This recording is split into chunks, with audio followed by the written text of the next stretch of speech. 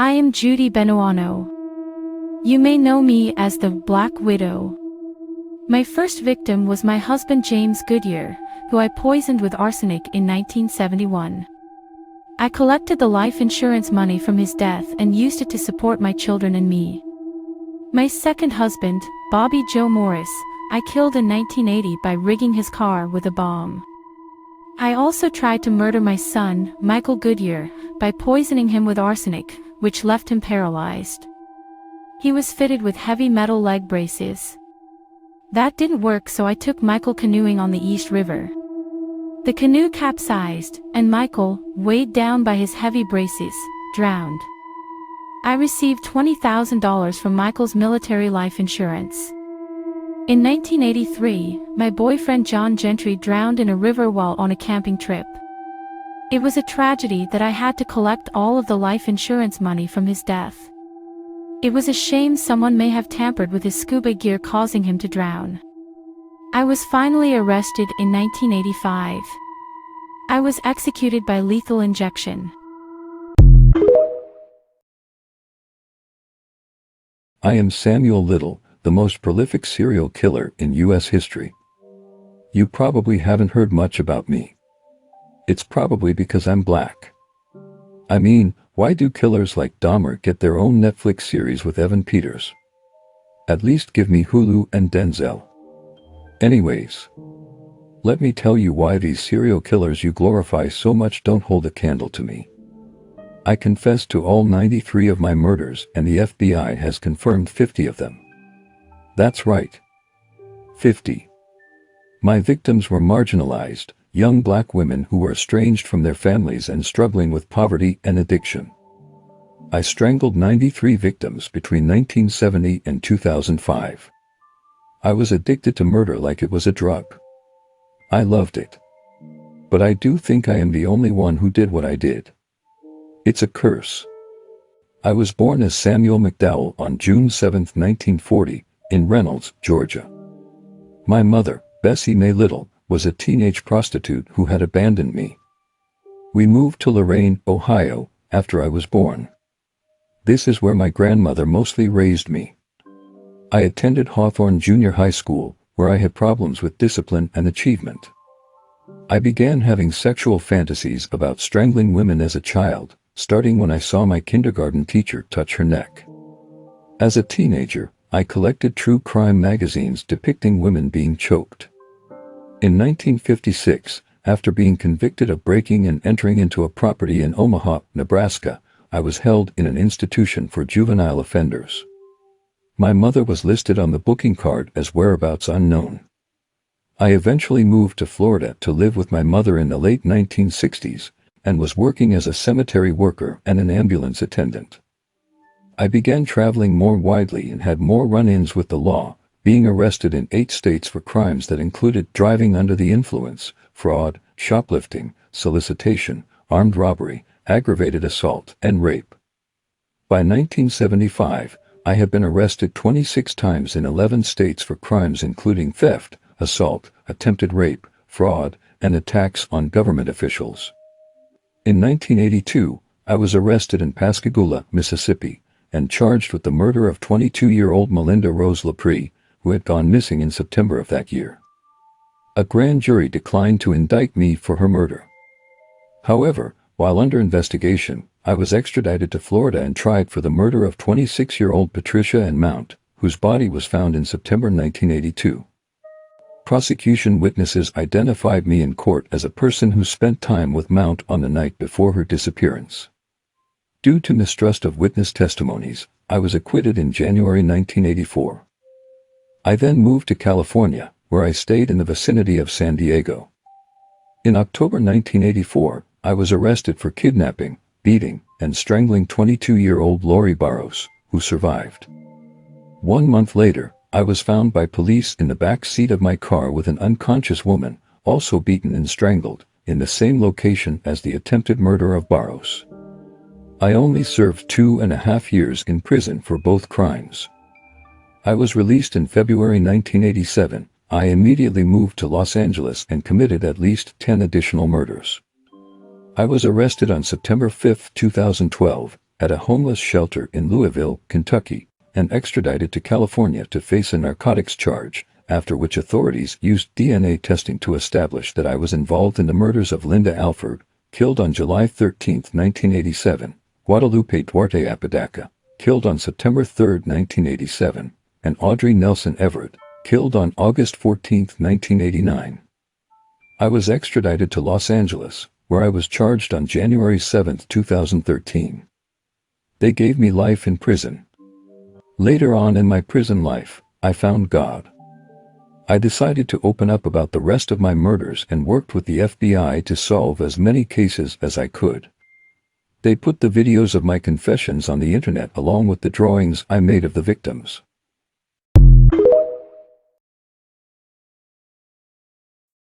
Have I ever seen a guard get killed while I was in prison? Unfortunately, yes. And I say unfortunately because it's fucked up. Because sometimes people take things too far. But you have to understand, prison is an alpha male, high testosterone, pain, demonic playground. So a lot of the guards get a reverse Stockholm syndrome. And what I mean by that is they start talking like the inmates, same mannerisms, same tattoos, same haircuts. They even join some of the same organizations with the inmates. It's very weird to see. Now, not all corrections officers are bad. Some are good people, family men. Some are trying to do their 9 to 5. It's just like any other job. But the only difference is that it's a high consequence when you fuck up. There's a lot of sadistic guards that are there because this is what they want. This is where they feel they have the power, the control. And a lot of times it doesn't end well for these officers. Now, while I was in confinement, a guy across the hall from me, his name was Gator. And Gator was doing 35, 40 years, probably 35-year-old dude from Tampa. High-speed chase, solid dude. We were cool. We'd see each other, say what's up. But the guards would torture him back there in confinement. I mean, they were already barely feeding us. We weren't even getting showers, hardly ever toilet paper. I mean, it was rough back there. No air conditioning. I mean, you're doing hard time already. But for some reason, Gator and this one particular sergeant would go at it all the time. And they would put him in the scolding shower and just hold the pepper spray in his face. I mean, it was a constant just battle with them. Well, I got out of confinement, and I think 3 or 4 months later, so did Gator, and they moved him in my unit. Now, Gator and I were cool, but we were on 2 different paths in our life at that time. And it was a mutual respect. And it got so bad back there in confinement that they were doing some type of state investigation, and they shut down part of the wing, and they moved that sergeant into our dorm, the same one that went through it with Gator and many other inmates. But sometimes you never know who you're fucking with. So I think almost a year had went by, and a inmate, I don't even know who he was, taps on the glass, says, "I think there's something wrong with Gator. He's coughing up blood." So the Sarge makes a critical error, runs out to go see him, and Gator's kind of like hunched down like he's sick. He's like, "What the fuck's wrong with you?" Or something, like he's talking shit to him. Gator just starts hitting him with this big ass shank, looks like a fucking Rambo knife. I still smell the blood to this day. He's hitting him and hitting him and hitting him. Backup's coming, but it's too late. And by the time... What happens to people who kill their parents in prison? Well, I've only met 2 people that have done that. And the first one was because this guy was getting molested by their father. And they ended up shooting him, and they did, I think, 10, 15 years. It was 2 brothers. And they were respected, because the pain finally got to them, and they took him out. And you can't say they're wrong for that. And they did their time like men, and they were definitely respected. And they definitely took out a lot of chomos in the prison system. Now, the other one killed his mother over some dumb shit. And he was tortured every single day of his life. I mean, bad. Stay out, stay free. Shocking new details are emerging about a 6th grade teacher accused of having sex with her 13-year-old student. Texts allegedly sent to the teen by elementary school teacher Brittany Zamora were just released by prosecutors. OMG, LOL, you're so cute, baby. I wish you could have stayed after with me, she wrote. He answered, me too. I wish we could just hang out together whenever we wanted. Ah, baby, I know what you mean. You're all I think about. You will be my wife one day in this crazy life. She wrote back, I'll give you whatever you want, baby. The 27-year-old teacher allegedly met the student for sex on 4 occasions and sent him nude selfies. She's not just having a sexual relationship with him, but she's professing her love for him.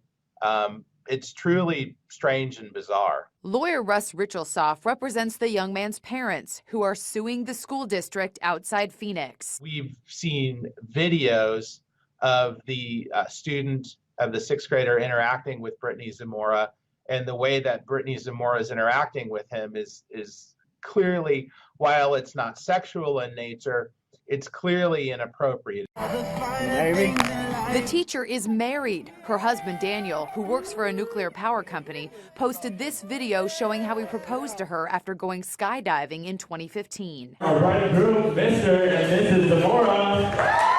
They were married that same year. In one text, the 6th grade student warned the teacher, your husband gonna flip out. So much shock because I never thought it would happen to me and, you know, my brother, and I never experienced like something at such a young age. And so I grabbed him and I was patting him on his face. And I said, stay with me. I said, stay with me, you strong. I said, you strong. I said, you gonna be fine. And then he was like, I'll keep calling his name and I'll hit him on his face. And then he'll be like, And I was trying to figure out where all the gunshot wound was at, but he was so bloody that I couldn't see, and the only gunshot that I seen was the one in his pulse. And that had bled out, so it wasn't no more blood coming out of that. And so I just had lifted him up, and then he had so much blood on his face, I was wiping it off his face.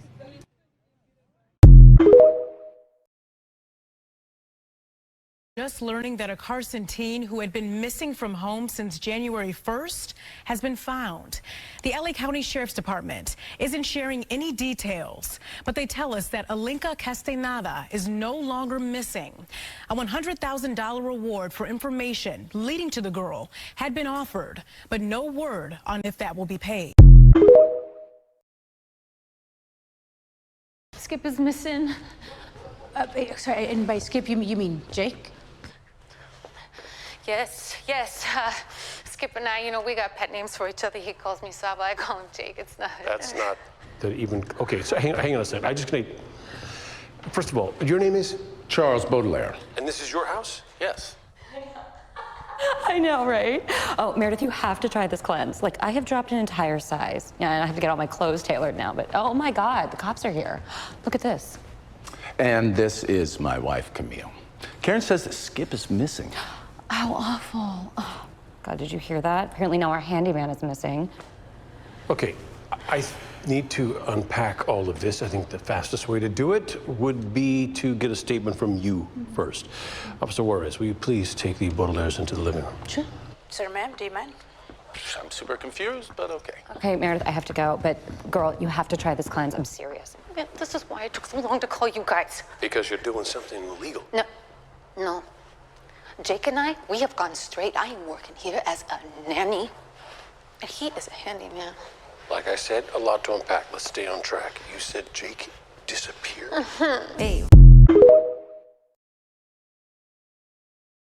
Breaking news out of Texas. 2 high school cheerleaders were shot after one of them accidentally opened the wrong car door at a mall. This was at midnight. There was someone in the passenger seat, and after she realized it wasn't her car, she turned around, but the passenger still continued to get out of the car, and he came at them and started shooting. Cheerleader is fighting for her life today, shot in the back after a fellow cheerleader opened the door of the wrong car at a mall parking lot. 18-year-old Peyton Washington was with 3 other cheerleaders, returning home after a night of practice. It happened when another cheerleader, Heather Roth, says she thought she was getting into her own car, but it was midnight, and in the darkness, she didn't realize it was the wrong car. The car door was unlocked, and when Heather opened it, she saw a stranger in the passenger seat.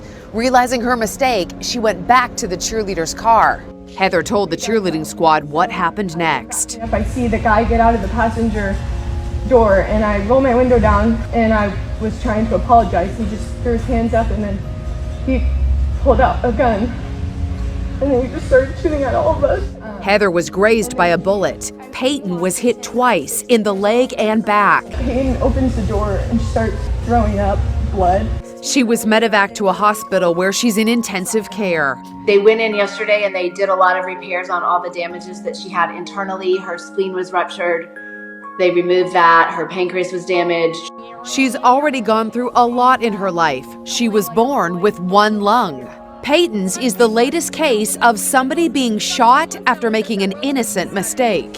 First, America was shocked by the kid in Kansas City, shot in the head for ringing the wrong doorbell. Then, a young woman shot to death for driving down the wrong driveway in upstate New York. Now Peyton. Cops say a suspect, Pedro Teo Rodriguez Jr., has been charged with deadly conduct. I did get a call from the detective this morning. She said the suspect was in custody and